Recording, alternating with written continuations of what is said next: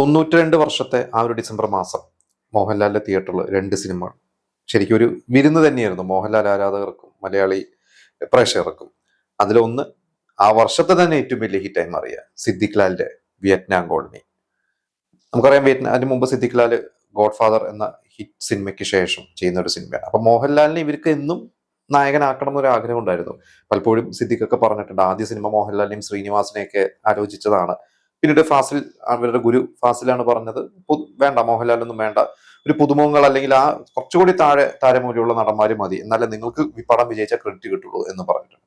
അങ്ങനെയാണ് അവര് മുകേഷിനെയും സായികുമാറിനെയൊക്കെ അഭിനയിപ്പിക്കുന്നു. അത് കഴിഞ്ഞിട്ട് പിന്നീട് ഗോഡ് ഫാദർ വന്നപ്പോഴും എല്ലാവരുടെയും ചിന്ത ആദ്യം മോഹൻലാൽ തന്നെയായിരിക്കും. പിന്നെ മുകേഷ് അഭിനയിച്ചു. ഗോഡ് ഫാദർ വലിയൊരു ഹിറ്റായി മാറി. അത് കഴിഞ്ഞാണ് വിയറ്റ്നാം കോളനിയിലേക്ക് എത്തുന്നത്. അപ്പൊ വിയറ്റ്നാം കോളനി അതുവരെയുള്ള ഇവരുടെ വലിയൊരു ബഡ്ജറ്റ് ഉണ്ട്. നമുക്കന്ന് കാണുമ്പോൾ അറിയാം ആ കോളനി തന്നെ മുഴുവനും ഇവർ സെറ്റ് ഇട്ടിരിക്കുകയാണ്. അത്രയും ബഡ്ജറ്റിലാണ് അവർ സിനിമ ചെയ്തത്. പക്ഷെ ആ സിനിമയെ കുറിച്ചൊന്നും പറയേണ്ട കാര്യമില്ല, അതിഗംഭീര സിനിമയാണ്. മോഹൻലാലിനോടൊപ്പം തന്നെ ഇന്നസെന്റ് തകർത്ത് അഭിനയിച്ചിട്ടുണ്ട് എന്നുള്ളതാണ്. പാട്ടുകളായാലും ഒക്കെ ഒന്നും അഥവാ എല്ലാം കൊണ്ടും മികച്ച ഒരു സിനിമ തന്നെയാണ് വിയറ്റ്നാം കോളനി. പിന്നെ മറ്റൊരു സിനിമ തമ്പിങ്കണ്ണം താനം, മോഹൻലാൽ കൂട്ടുകെട്ട്, ഹിറ്റ് കൂട്ടുകെട്ട്, രാജാവിന്റെ മകനും വലിയോഴ കാഴ്ചകളും ഭൂമിയിലെ രാജാക്കന്മാരും ഒക്കെ ചെയ്തിട്ടുള്ള കൂട്ടുകെട്ട്. അവരുടെ നാടോടി നല്ല രസമുള്ള സിനിമയാണ്. ടി.ആർ. റസാക്കിന്റെ സ്ക്രിപ്റ്റ് ആണ്. അതിൽ പാട്ടുകൾ നല്ല രസമുണ്ട്. ജുംബ ജുംബ എന്ന പാട്ടൊക്കെ ഇപ്പോഴും നല്ല രസമാണ്. രസമായിട്ട് എടുത്തിട്ടുള്ള ഒരു പാട്ടാണ്. എസ് പി വെങ്കടേഷിന്റെ സോങ്സ് ആണ്. സുരേഷ് ഗോപി, ബാബു ആന്റണി. സുരേഷ് ഗോപി അന്ന് നായകനൊക്കെ ആവുന്നതിന് മുമ്പുള്ള ഒരു സമയമാണ്, അല്ലെങ്കിൽ നായകനായിട്ട് ഒരു സ്റ്റാർ ആവുന്നതിന് മുമ്പുള്ള ഒരു സമയമാണ്. നായകനായിട്ട് പടങ്ങൾ ചെയ്യുന്നുണ്ട്, പക്ഷെ കൂടുതലും ക്യാരക്ടർ റോളുകളും വില്ലൻ റോളുകളും ഒക്കെ, അനിയൻ വേഷം ഒക്കെ ചെയ്യുന്ന സമയമാണ്. സുരേഷ് ഗോപിയുടെ നല്ല റോളാണ്. ബാബു ആന്റണി ഇന്ന് പലപ്പോഴും ചില ട്രോള്, ബാബു ആന്റണിയുടെ ആ ഒരു ചിരി ഉണ്ടല്ലോ, ആ ഒരു ചിരി ശരിക്ക് എനിക്ക് തോന്നുന്നു ഏറ്റവും കൂടുതൽ ട്രോളുകൾ എന്ന് കാണിക്കുന്നത്. അതിൽ സുരേഷ് ഗോപിനെ വിഷം കൊടുത്ത് കൊല്ലണതിന് മുമ്പ്, സുരേഷ് ഗോപി മരിക്കുന്നതിന് മുമ്പ് പറയുന്നുണ്ട് ചതി ചതി എന്ന് പറയുമ്പോൾ ബാബുവിനെ നോക്കി ചിരിക്കുന്ന ഒരു ചിരിയൊക്കെ അത് ഇപ്പോഴും നമ്മൾ കാണാറുണ്ട്. പിന്നെ എൻ പിള്ള, അദ്ദേഹം ആകെ വളരെ കുറച്ച്, എനിക്കൊണ്ട് 2 സിനിമയില്ല അദ്ദേഹം അഭിനയിച്ചിട്ടുള്ളൂ. അത് ആകെ 2 സിനിമകൾ അഭിനയിച്ചിട്ടുള്ളൂ, ഗോഡ് ഫാദറും ഈ പറയുന്ന നാടോടിയും. മോഹിനി നായികയായിട്ടുള്ളത്, മോഹൻലാൽ ഡബിൾ റോള്, നല്ല രസമുള്ള സിനിമയാണ്. എനിക്ക് പറയുന്ന 2 സിനിമകളും അന്ന് തിയേറ്ററിൽ പോയിട്ട് കണ്ടിട്ടുള്ളതാണ്. അതിൽ ഇപ്പോഴും ഓർമ്മ വിയറ്റ്നാം കോളനി തൃശ്ശൂർ രാമദാസ് തിയേറ്ററിലും നാടോടി ജോസ് തിയേറ്ററിലുമാണ്. വിയറ്റ്നാം കോളനി ആദ്യം പോയിട്ട് ടിക്കറ്റ് കിട്ടിയില്ല. അന്ന് വിയറ്റ്നാം കോളനിക്ക് ടിക്കറ്റ് കിട്ടാതെ കണ്ട സിനിമയാണ് നാടോടി. പിന്നീട് വീണ്ടും ഇതുപോലെ തന്നെ വിയറ്റ്നാം കോളനി കാണാൻ വേണ്ടി പോയി. വിയറ്റ്നാം കോളനിക്ക് ടിക്കറ്റ് കിട്ടിയില്ല.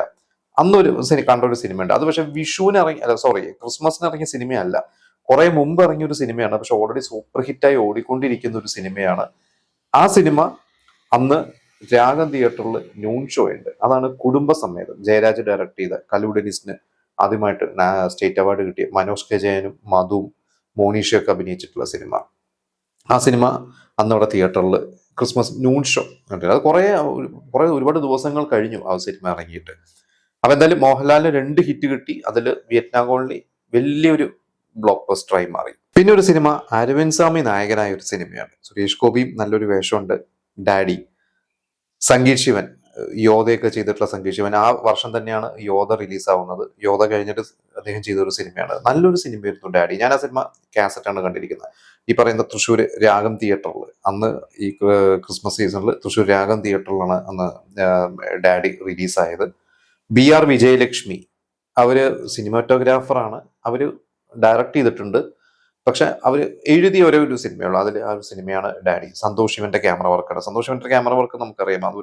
അതൊരു സന്തോഷ് ശിവൻ ടച്ച് ഉണ്ടാവും. അത് കാണുമ്പോൾ തന്നെ നമുക്ക് ഏകദേശം മനസ്സിലാവും. അത്തരത്തിലുള്ളൊരു സിനിമ തന്നെയായിരുന്നു ഡാഡി എന്ന സിനിമ. പക്ഷെ അത് സിനിമ തിയേറ്ററിലൊന്നും വിജയിച്ചില്ല. ഒരു സീരിയസ് മൂഡ് എന്ന് പറയാം. സെക്കൻഡ് ഹാഫ് ഒക്കെ ആകുമ്പോൾ കുറച്ചൊരു ട്രാജഡി. എനിക്കൊരു സുരേഷ് ഗോപി അതിൽ കുറെ മുമ്പ് ഞാൻ കണ്ടിട്ടുള്ളതാണ്. സുരേഷ് ഗോപി അതിൽ ജയിലിൽ ചാടി സുരേഷ് ഗോപിയുടെ മകനെ തേടി, ആ മകനും ഗൗതമിയും ഒരുമിച്ചാണ്. ആ മകനെ പിന്നീട് അരവിന്ദ് സ്വാമി ദത്തെടുക്കുന്ന പോലെ അരവിന്ദ് സ്വാമിയാണ് അവരെ പ്രൊട്ടക്ട് ചെയ്യുന്ന, ആ കുട്ടിയുടെ ശരിക്കുള്ള അച്ഛൻ തേടി വരുന്നതൊക്കെയാണ് സുരേഷ് ഗോപിയുടെ കഥ. ഭയങ്കര സീരിയസ് മൂഡിലുള്ള ഒരു കഥയായതുകൊണ്ടായിരിക്കാം ആ സിനിമ അന്ന് വിചാരിച്ച പോലെ തിയേറ്ററിലേറ്റില്ല. പിന്നെയുള്ളൊരു സിനിമ അന്നത്തെ ചെറുകിട ബഡ്ജറ്റിൽ വന്നിരുന്ന ഹിറ്റ് സിനിമകളുടെ ഒരു ഫോർമുലയുള്ള ഒരു സിനിമ, കൺഗ്രാജുലേഷൻസ് മിസ് അനിത മേനോൻ.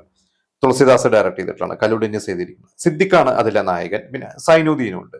സായ് കുമാർ നല്ലൊരു വേഷത്തിലുണ്ട്. പക്ഷെ ആ സിനിമ മറ്റ് ഈ ജഗദീഷ് അല്ല സിദ്ദിഖ് ആ ഒരു കോമ്പൗണ്ട് വരുന്ന സിനിമകളുണ്ടോ, അത്തരത്തിൽ ഒരു വിജയിച്ച ഒരു സിനിമയല്ല. ഞാൻ ആ സിനിമ കാസറ്റ് ആണ് കണ്ടിരിക്കുന്നത്. ഒരു ആവറേജ് പോയൊരു സിനിമയാണ്. തൃശ്ശൂർ ജോസ് തിയേറ്ററിലാണ് ആ സിനിമ റിലീസായത്. പക്ഷെ നല്ലൊരു ത്രെഡാണ് ശരിക്കും ആ ഒരു സിനിമ. നിങ്ങൾ പലരും കണ്ടിട്ടുണ്ടാവും. ആ ഒരു സിനിമയുടെ കഥ എന്ന് പറയുന്നത് സായ്കുമാർ ഒരു ബിസിനസ്മാൻ ആണ്. സായ്കുമാറിന്റെ ഭാര്യയുടെ ക്യാരക്ടറിനോട് ഒരു സംശയം തോന്നും. എന്നിട്ട് ഭാര്യയുടെ മൂവ്മെന്റ്സ് ഒക്കെ അറിയാൻ വേണ്ടിയിട്ട് തൊഴിൽരഹിതനായി നടക്കുന്ന സിദ്ദിഖിനെ ഏർപ്പാടാക്കുന്നതും, ഒരു പ്രൈവറ്റ് ഡിറ്റക്റ്റീവ് ഒന്നുമല്ല, സിദ്ദിഖിനെ ഏർപ്പാടാക്കുന്നു ഭാര്യയുടെ രഹസ്യങ്ങളൊക്കെ അറിയാൻ വേണ്ടിയിട്ട്. എന്നിട്ട് സിദ്ദിഖ് ഒരു കഥയൊക്കെ അടിച്ചിറക്കി ഒരു കഥ പോലെ പറയുന്നതും അവർക്കൊരു കാമുകനുണ്ടെന്ന് പറയുന്നതും അങ്ങനത്തെ ഒരു പക്ഷെ സിദ്ദിഖിനെ അറിയില്ല അത് ഈ പറയുന്ന തനിക്ക് ജോലി തന്ന ആ മുതലാളിയുടെ ഭാര്യ തന്നെയാണ്, ഭാര്യയുടെ മൂവ്മെന്റ്സ് അറിയാനാണ് എന്നുള്ളത് സിദ്ദിഖിന് അറിയില്ല. അങ്ങനെ പോകുന്ന ഒരു കഥ, രസമുള്ള ഒരു കഥയാണ്. പക്ഷെ ഈ പറഞ്ഞ പോലെ വീണ്ടും കുറച്ച് സീരിയസ് മൂഡിലേക്കൊക്കെ ക്ലൈമാക്സും കാര്യങ്ങളൊക്കെ പോകുന്നത് കൊണ്ടായിരിക്കാം ആ സിനിമ ഒന്നും മറ്റു സിനിമകളൊന്നും പോലെ ഈ കുണുക്കിട്ടൊക്കെ പൊഴിയൊക്കെ പോലത്തെ സിനിമകളൊന്നും പോലെ അങ്ങനെ ഒരു ലൈറ്റ് സബ്ജക്റ്റ് അല്ലാത്തതുകൊണ്ടായിരിക്കും അതങ്ങനെ സൂപ്പർ ഹിറ്റായി പോവാതിരുന്നത്. അപ്പൊ ഇത്രയും മലയാളം സിനിമകളാണ് ആ ഒരു ക്രിസ്മസിനോടനുബന്ധിച്ചിട്ട് അന്ന് തിയേറ്ററിലെത്തിയത്. മോഹൻലാലിന് 2 സിനിമകളും ഹിറ്റ് അടിച്ചു.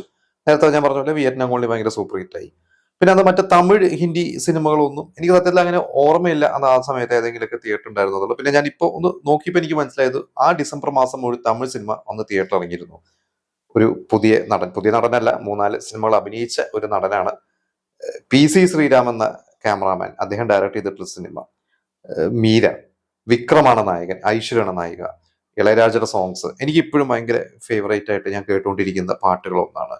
അതില് യേശുദാസ് പാടിയ ഒരു പാട്ടുണ്ട്, പുതു റോട്ടിലെ എന്ന് പറഞ്ഞ ഒരു സോങ് ഉണ്ട്. ഞാൻ കറക്റ്റ് വാക്ക് ഓർക്കുന്നില്ല, എനിക്ക് ഇപ്പോഴും ഞാൻ കേട്ടുകൊണ്ടിരിക്കുന്നതാണ്. പിന്നെ ഓ ബട്ടർഫ്ലൈ എന്ന് പറയുന്ന ഒരു പാട്ട്, നല്ല രസമുള്ള സിനിമയായിരുന്നു, നല്ല രസമുള്ള പാട്ടുകളായിരുന്നു. പക്ഷെ ആ സിനിമ അന്ന് അവിടെ പരാജയമായിരുന്നു. അത് കേരളത്തിലും റിലീസ് ആയതായിട്ട് എനിക്ക് ഓർമ്മയുണ്ട്, അതിന്റെ പോസ്റ്റർ കണ്ടതായിട്ടൊക്കെ ഓർമ്മയുണ്ട്. അത് പക്ഷെ അവിടെ ഇറങ്ങുമ്പോൾ തന്നെ സൈമൾട്ടേനിയസ് ആയിട്ട് ഇവിടെ റിലീസ് ആയിട്ടുണ്ടോ എന്ന് എനിക്ക് അറിയില്ല. ചിലപ്പോൾ അത് കഴിഞ്ഞിട്ട് ജനുവരി മാസമായിരിക്കാം. എന്തായാലും ആ ഒരു സിനിമയുണ്ട്. എനിക്ക് തോന്നുന്നു ഇപ്പൊ വെറുതെ ഒന്ന് യൂട്യൂബിലൊക്കെ കാണാൻ പറ്റിയ ഒരു സിനിമ തന്നെയാണത് മീര. ഈ ഒരു സിനിമ ഇറങ്ങുന്നതിന് മുമ്പ് തന്നെ വിക്രമന് ഇവിടെ ധ്രുവം സിനിമയിൽ അഭിനയിക്കാനുള്ള ഒരു അവസരം ലഭിച്ചിട്ടുണ്ട്. കാരണം ധ്രുവം 93 ഫെബ്രുവരിയിലോ എന്താണ് ധ്രുവം റിലീസായത്. ധ്രുവത്തിന്റെ ഷൂട്ടിന് തിരുവനന്തപുരത്ത് വിക്രം വന്നു കഴിഞ്ഞപ്പോൾ വിക്രം പറഞ്ഞിട്ടുണ്ട് അന്ന് മീര ഓൾറെഡി ഇറങ്ങി. അന്ന് ധ്രുവം സിനിമയിൽ അഭിനയിക്കുന്ന സമയത്ത് അന്ന് മമ്മൂട്ടിക്ക് പങ്കജ് ഹോട്ടലിലേക്കാണ് താമസം, എനിക്ക് അവിടെ ഒരു ചെറിയ ലോഡ്ജിലാണ് താമസം. അപ്പൊ ഞാൻ രാവിലെ നടക്കാൻ വേണ്ടി ഇറങ്ങുമ്പോൾ ഒരു തള്ളുവണ്ടിക്കാരൻ എന്നെ തിരിച്ചറിഞ്ഞു. പൊതുവെ ആരും എന്നെ തിരിച്ചറിഞ്ഞിരുന്നില്ല, കാരണം മലയാള സിനിമ അഭിനയിച്ചിട്ടില്ല, തമിഴിൽ അഭിനയിച്ച സിനിമ ഒന്നും വിജയിച്ചിട്ടില്ല. അപ്പൊ ഒരു തള്ളുവണ്ടിക്കാരൻ എന്റെ സിനിമകൾ കണ്ടിട്ടുണ്ട്, അതിൽ മീര എന്ന സിനിമയാണെന്ന് തോന്നുന്നു, അദ്ദേഹം അത് കണ്ടു, എന്നെ തിരിച്ചറിഞ്ഞ് എന്നോട് സംസാരിച്ചു എന്നൊക്കെ വിക്രം പറഞ്ഞിട്ടുണ്ട്. എന്തായാലും ഈ ഒരു സിനിമയും അന്ന് തിയേറ്ററിൽ ഉണ്ടായിരുന്നു. ഇതിലെ പാട്ടുകളൊക്കെ അന്ന് ഭയങ്കരമായിട്ട് ഹിറ്റായിരുന്നു. ഞാൻ ആ സിനിമ മീര എന്നുള്ള സിനിമ പിന്നീട് ഒരിക്കൽ കാസറ്റ് എടുത്തിട്ട് അന്ന് സ്കൂളിൽ പഠിക്കുന്ന സമയത്ത് തന്നെ കണ്ടിട്ടുണ്ട്. എന്തായാലും ഇതൊക്കെയാണ് എൻ്റെ മെമ്മറീസ്. ഞാൻ നേരത്തെ പറഞ്ഞ വിയറ്റ്നാം കോളനിയും നാടോടിയും തിയേറ്ററിൽ കണ്ടിട്ടുണ്ട്. പിന്നെ കുടുംബസമേതം ഓൾറെഡി അത് ഹിറ്റായി ഓടിക്കൊണ്ടിരിക്കുകയാണ്, അതും അവിടെ തിയേറ്ററിൽ ആ സമയത്ത് നൂൺ ഷോ ഉണ്ടായിരുന്നു, അതും തിയേറ്ററിൽ നിന്ന് കണ്ടിട്ടുണ്ട്. മാജിക് സിനിമകളൊന്നും തിയേറ്ററിൽ കണ്ടിട്ടില്ല, കാസറ്റ് എടുത്തിട്ടാണ് കണ്ടിട്ടുള്ളത്. ഇത് നിങ്ങൾ നിങ്ങളുടെ എക്സ്പീരിയൻസ്, നിങ്ങളുടെ ഓർമ്മകൾ ഷെയർ ചെയ്യും.